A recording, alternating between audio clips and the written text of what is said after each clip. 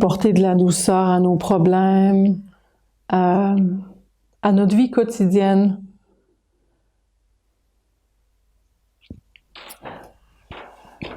On était un groupe de sœurs qui avait choisi de se retrouver entre femmes pour étudier les règles de la mère et puis observer. On les lisait ensemble. On les lisait, on se disait on va étudier telle règle. Et on soulignait les passages que chacun de nous touchait. Et on partageait au groupe après 2 semaines où on le relisait tous les jours, puis on observait dans notre quotidien. Et c'est intéressant de le faire comme... Moi, j'ai trouvé très intéressant et ça renforce. On peut le faire tout seul, mais on peut le faire aussi entre nous. Hein. On peut créer ces groupes-là. C'est des petits cercles d'études intimes. Mais quand on a fait cette règle de la douceur, c'est vrai que c'est comme si pour moi, c'est comme si, en amenant la douceur dans toute situation, si j'ai pas le calme, la douceur ne peut pas venir.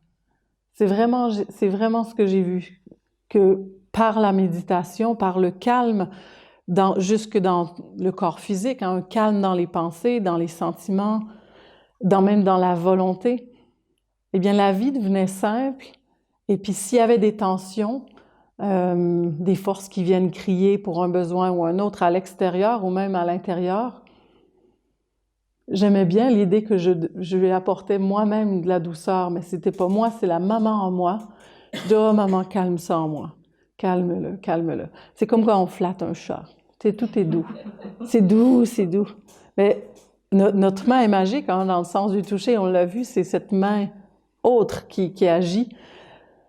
Ah, mais je l'amenais à moi-même. Amener cette douceur à soi-même, c'est important. Puis l'amener au problème. On adoucit, c'est comme si ça arrondit tout.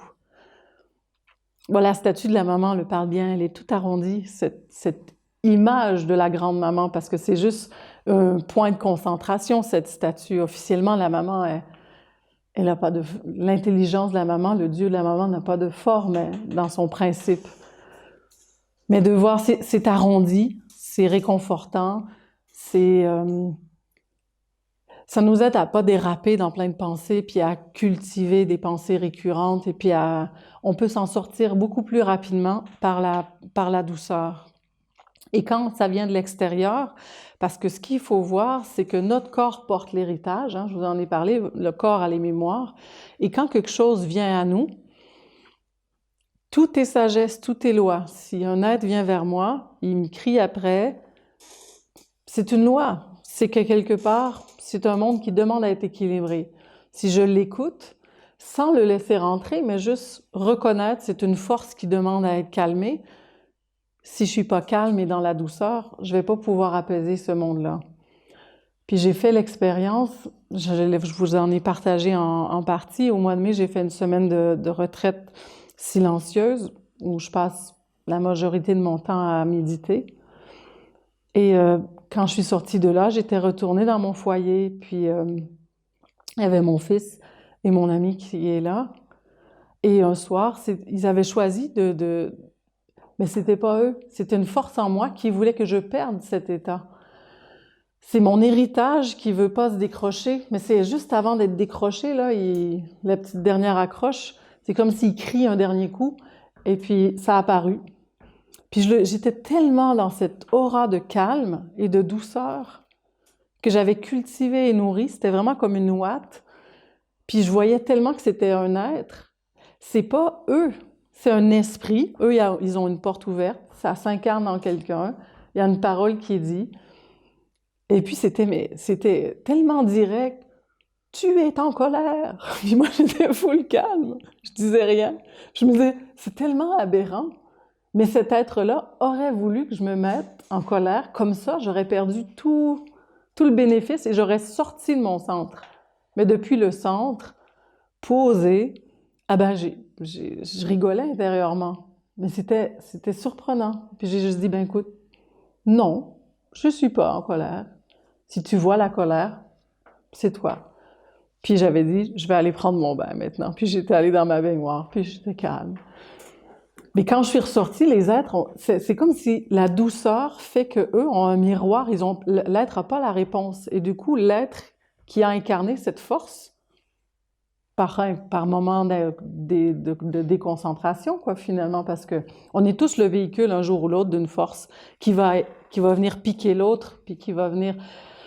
Parce qu'on est des véhicules d'un monde invisible et parfois ça nous traverse. Il faut être hyper concentré dans la maîtrise parfaite pour pas que ça arrive.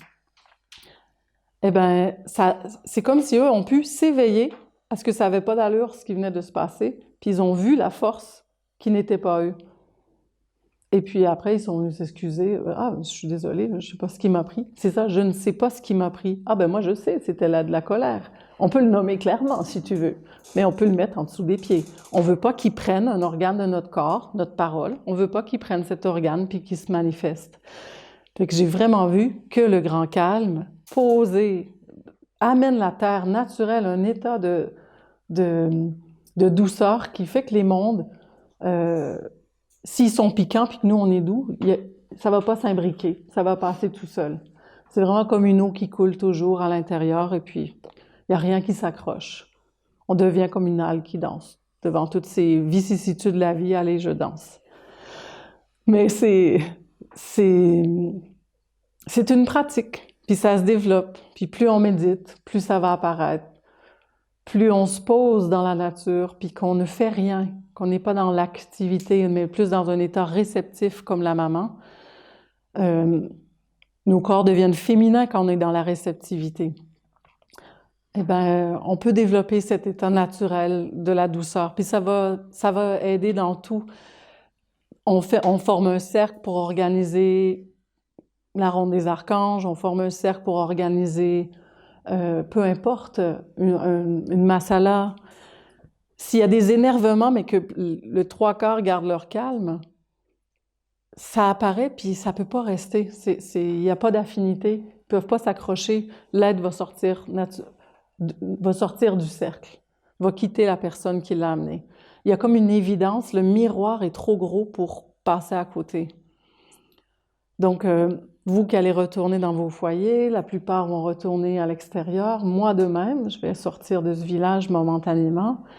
Eh bien, c'est important qu'on soit doux envers soi-même, puis l'être qui nous suit, puis qui est très proche de nous, qui est toujours avec nous, c'est la maman. Donc, restez avec elle, pensez à elle, et quand il y a quelque chose de dur, vous dites « Maman, allez, un petit baume de douceur », bien ça vient. Je vous dis, il suffit juste de se tourner vers elle, et elle va venir. Parce que la traversée pour aller vers les anges, ben, c'est avec la mère. Nul ne va au Père sans passer par moi. On doit prendre appui sur elle. Le corps est posé, il est calme. Il peut devenir vraiment un instrument de Dieu. Tout ce qui n'est pas en adéquation avec ce calme, avec les vertus, le quitte. Et puis, Dieu peut venir et marcher à travers notre corps. Parce que quand vous allez faire les sens, tous ceux il y en a beaucoup là, qui ont terminé puis qui vont avoir fait l'initiation des 4 corps, ben, la suite du chemin naturel, c'est les sens. Et les sens, c'est tu entres dans la perception des doubles magiques, tu entres dans l'âme, tu vois le monde de l'eau apparaître, mais tu dois l'observer depuis le corps d'air.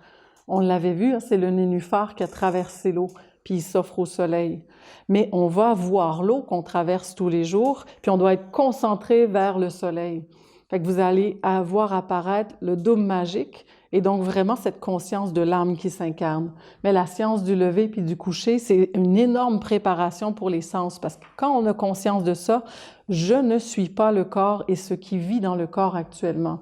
C'est un monde en transformation. Et un jour, oui, je serai ce qui vit dans mon corps quand dans la perfection, mon ange peut s'incarner, mais c'est le fruit d'un travail d'années et d'années et d'années, de dévotion, puis de changement, de transformation et de transformation. La nation essénienne est vraiment pour guérir l'humanité. Le psaume 31 de Michaël, où il nous dit qu'on doit prendre notre responsabilité et puis apporter cette guérison à l'humanité, à la terre et à tous les règnes qui vivent en elle. Donc, si l'homme est ce qu'il est, retrouve son état naturel, c'est comme... On est peut-être le point de départ, mais si l'humanité entière nous suivait, bon, qu'est-ce que ça serait vivre sur la Terre? On retrouverait le paradis sur Terre, c'est l'objectif. Mais on va le commencer à petite échelle, c'est dans des lieux consacrés qui sont peut-être au début petits, qui sont les villages et nos sacristies, des lieux consacrés dans nos maisons.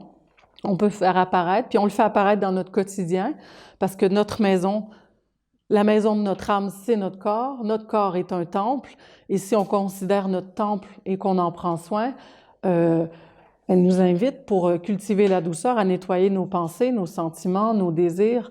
Donc, si on va observer tout ça, puis qu'on rentre dans sa règle du ménage et de la propreté, tous les jours, je fais un ménage de mes pensées, je fais un ménage de mes sentiments. Si je suis tout croche, puis je vais prendre ma douche, puis avec l'ange de l'eau, je lui dis, mais allez, prends tout ce qui est pas, que ce soit l'eau lumière de Gabriel qui coule sur moi, de la tête jusqu'aux pieds pour bénir la mer, ça nous redresse, ça nous remet dans le centre. Notre frère Jean-Marie a fait une super conférence sur le centre. On ne doit pas perdre le centre. Oui, nos yeux vont se porter un peu à l'extérieur, mais on doit revenir vers l'intérieur. On doit être principalement tourné vers l'intérieur et rayonner. C'est vraiment le but de la nation essénienne, c'est d'être des soleils sur la terre, de pouvoir guider toutes ces âmes qui sont perdues dans le monde de l'homme. Mais ça commence par soi-même. Notre maison, notre temple, notre corps physique, nos corps subtils, et tout ce qui a été nettoyé dans les corps subtils vient transformer le corps physique. Donc, vous avez sûrement senti, quand moi j'ai dit je l'ai senti passer, c'est que je le sens dans ma structure. Il y a des choses qui se réalignent, il y a des choses qui viennent plus flexibles, mais par contre, il y a aussi un épuisement du corps, c'est-à-dire il a besoin de se poser pour récupérer comme des énergies. Ça vient les énergies de la mer. Il faut vraiment être connecté à elle pour que ces énergies montent. Quand on voit que la douceur, elle dit que ça vient de la force de la terre, parce que ça vient d'elle. Moi, je dis toujours, je pensais toujours, les anges, ça vient d'en haut. Mais c'est un beau concept, je peux le mettre à la poubelle. Elle dit, c'est une force qui vient de la terre. Donc, si mon corps de terre est posé, la douceur peut apparaître. S'il est posé dans le calme, la douceur émane. C'est comme la floraison du calme.